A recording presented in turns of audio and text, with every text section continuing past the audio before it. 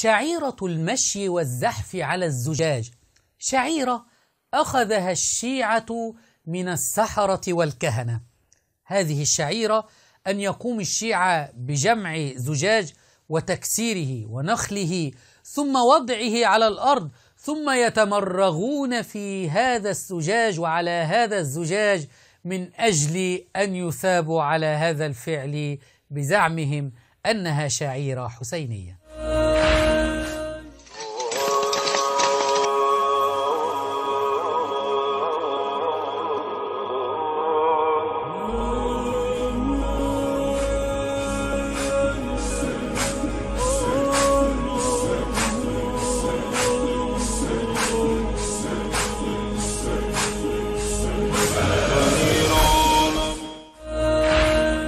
حتى الأطفال لم يسلموا من شعيرة الزجاج. سنرى أب الآن بلا رحمة بلا قلب يأتي بولده الصغير ويمرغه على الزجاج وهو عاري، ويمرغ ظهره على الزجاج وهو عاري حتى يرضي الحسين كما يزعم الشيعة. وهل يرضى الحسين بهذه الأفعال أيها الشيعة؟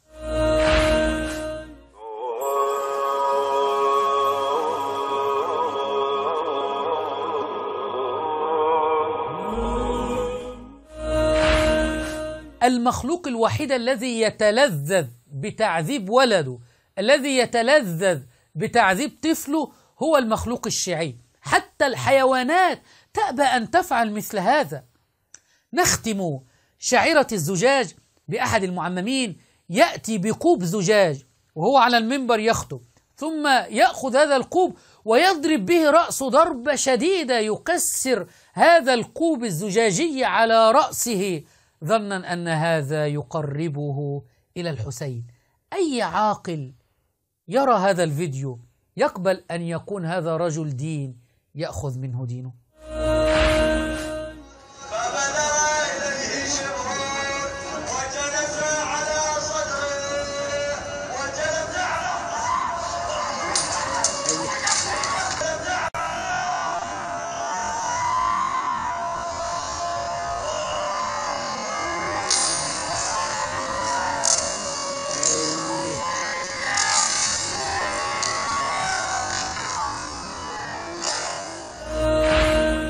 يا عقلاء الشيعة، هؤلاء دعاة على أبواب جهنم، متى تفيقون من أيديهم؟